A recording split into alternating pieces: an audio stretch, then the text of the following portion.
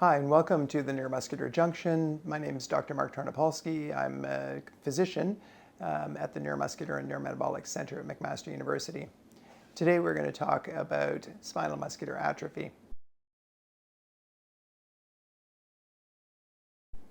Spinal muscular atrophy is a genetic disorder which affects what are called the alpha motor neurons. So the alpha motor neurons are the nerves that come from our spinal cord down to our skeletal muscle, and they essentially tell our muscle to contract. If there's fewer alpha motor neurons, then we have weak muscles, and the muscles then are weak and you can't perform daily activities. The nervous system starts as early as 3 weeks after conception, and as we're growing, the nerves follow the limb buds. So as our arms start to form and our muscles forming, the nerves follow the muscles and they innervate, meaning that they actually make connections with the muscle through the neuromuscular junction. The alpha motor neurons will increase in number, and they're turning over time. So we grow them, and some of them die, and they regrow as they're joining into the muscle. And then when we're born, the muscles will still show improvement in terms of the size. There will be a slight increase in the total number of nerves in the average individual. In somebody who has spinal muscular atrophy, however, there is a defect, a very important gene, and that gene is called SMN, which stands for survival neuron. The SMN1 gene codes for the SMN1 protein, and this is important in telling the nerves to go out and to go to the muscle. In the absence of that, what will happen is we'll have fewer nerves. So the nerves will die off through a process called apoptosis, or pre-programmed cell death. So with spinal muscular atrophy, there's essentially 5 types. Severe is called SMA type 0, where a child right at birth has lost so many of the nerves that they are already floppy and hypotonic. The most common of which is SMA type 1, where a child will be born, they'll appear fine, but within the first 6 months or so, they're not meeting motor milestones. So they'll be floppy, difficulty rolling, and just not attaining the milestones that they should because the muscles are weak.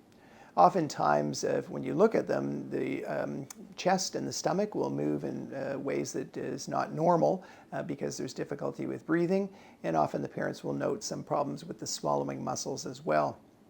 Unfortunately, those children will have such profound weakness that by 2 years of age, they'll often succumb to their illness, and if they do survive, they will not crawl and they'll be wheelchair bound, often needing a feeding tube and sometimes even ventilation. The next level is SMA type 2. Those individuals will attain the ability to crawl, but they won't be able to walk independently. And these individuals are usually in a wheelchair for most of their life. They'll often develop scoliosis. They may have some ventilatory issues where they'll need some support, for example, at night with something called BiPAP. And that then will also eventually cause the arms to get weaker and weaker, where eventually it's even difficult to operate a motorized wheelchair. Usually lifespan is shortened with that disorder, but we do have some folks who've had a very successful career and have gone into retirement in their 60s with SMA type 2. The next level is SMA type 3, where a child will attain the ability to walk. Once you can walk, usually the lifespan is not affected. And then finally, there's the type 4, where someone as an adult will notice weakness, and it's due to a decrease in this SMN1 protein, and then eventually those nerves will deteriorate in adulthood. Usually those people, in retrospect, were a bit weak when they were teenagers or in their young 20s. So why is there this spectrum? Why are these different levels? To a large extent, it's due to a second gene called SMN2, which is a copy of SMN1 with a few little mutations in it, which can partially protect for the loss of the SMN1 protein. So the more copies we have of this SMN2 protein, the more protected we are. And because of that, there's been a strategy developed with small molecules, either infused into the spinal fluid, which is called Spinraza, or there's an oral small molecule called risdiplam, which can allow more of the SMN2 to float around and protect against the loss of SMN1. More recently, there's been a gene therapy where an adenovirus can deliver the actual SMN1 gene, making the SMN1 protein. and these viruses will usually be spitting that out for many years to decades. So the advent of these new therapies has dramatically changed the outcome, where generally a person who may have type 1 will likely have type 2. And we've had some kids with early recognition of the disease and early institution of gene therapy within the first few weeks of life actually be able to walk. So going from what would have been a type 1 to a type 3. So there's a lot of excitement about these therapies, and they're really game-changing. In the old days when I started, we had so many children, unfortunately, dying of SMA type 1, but we haven't had someone die now in the last 6 years. And as I mentioned, kids who would have gone on to die with SMA type 1, we had a youngster who was walking last week, so it's really dramatic. But it's not a cure. You are not going to go back and be a world-class athlete. You're not even going to be in the middle of, for example, your school soccer team. There will be weakness if you have SMA, even with gene therapy. But there's other things that we can do. How can we further improve function beyond this important therapies that we have? Exercise is clearly important. We know that if you sit, don't do anything, doesn't matter what disease you have, from muscular dystrophy to SMA to Parkinson's, even with normal human aging, if you don't move, your muscles will deteriorate more rapidly and your strength will go down faster. There's no question that exercise can improve function, and we can do this across the board safely for a variety of neuromuscular disorders, and SMA is no exception. In our young children, all of these individuals, we have them in physiotherapy programs, we have the parents encouraging activity, and it's really difficult, if not impossible, to overtrain a child. Children will just stop going if you try to push them too hard, and we don't want to push kids too hard. We want them to enjoy activity. We want to give them, as I call, a smorgasbord of different things that they will enjoy doing. And if they enjoy it, they will do it. If they do it, they will get benefits to their muscle. And for kids in particular, I really wouldn't worry about saying you're going to do strength or resistance training, you're going to do endurance training. We want them to play, to have fun, and to be involved in a number of different programs. Generally, getting them into some sort of sporting activities, talking to the coach, to explain what the disorder is so that they can, take more rest, take time out if they need it, and teach the kids to listen to their bodies when they're doing activity is important. As is the case for mitochondrial disorders, and indeed, I think every neuromuscular disorder, if you've got a cold or a flu, gastroenteritis, a fever, those are days that you should take a day off because the body is working hard to fight those different disorders. That's not the time to put the superimposition of exercise stress on top of it. So give your body a rest on those days. As we get older, people can start thinking more about being a little more formal in their activity. Certainly we have many of our teenagers and adults who go to the gym and lift weights or do endurance exercise. Ideally, for most neuromuscular disorders, and SMA is no exception, we like a combination of endurance and resistance type of activities. Now, the best type of endurance activity is the one you're going to do. So there's a variety of different things, and we have channels that show you how to walk with trekking poles, how to cycle on a cycloergometer, either an upright or a recumbent bike if you're a little weaker, elliptical training, rowing machines, whatever you enjoy doing, swimming, for example. As long as you enjoy it, you're going to do it. And we generally want people to get up to 3 sessions of endurance activity for at least 30 minutes, 3 times a week, more if you enjoy it.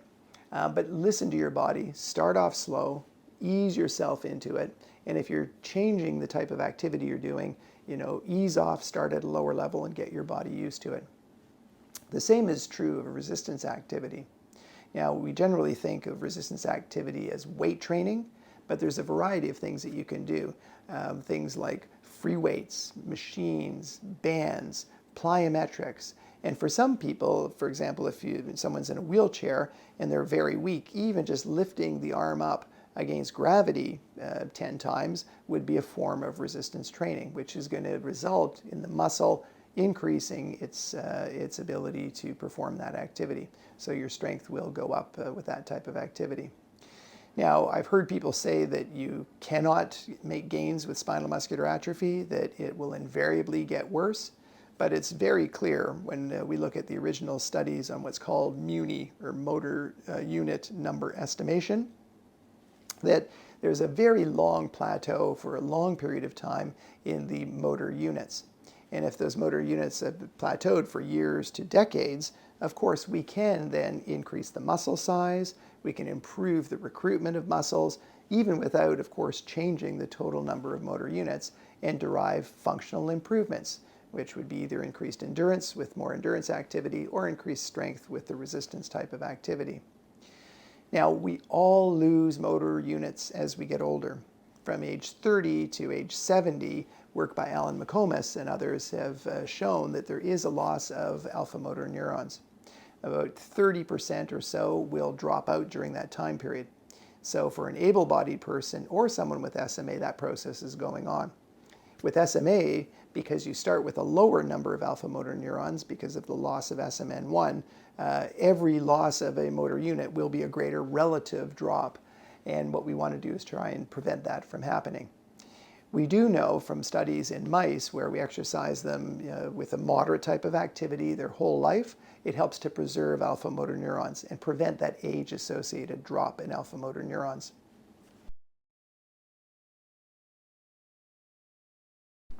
It is likely, but difficult to prove with the longitudinal studies, that proper diet would be helpful. We do know that at the cellular level, there's a process called oxidative stress and mitochondrial dysfunction, which goes on as a secondary phenomenon with spinal muscular atrophy. So things like coenzyme Q10, alpha-lipoic acid, vitamin E, which are the core of what we use in mitochondrial disease, would not be imprudent for someone with SMA to try and prevent that aging-associated decline from age 30 to age 75. And in addition, things like creatine monohydrate, which have been shown in many studies. Duchenne dystrophy is probably the strongest evidence for it, but the Cochrane Review shows even for other muscle disorders there's a benefit.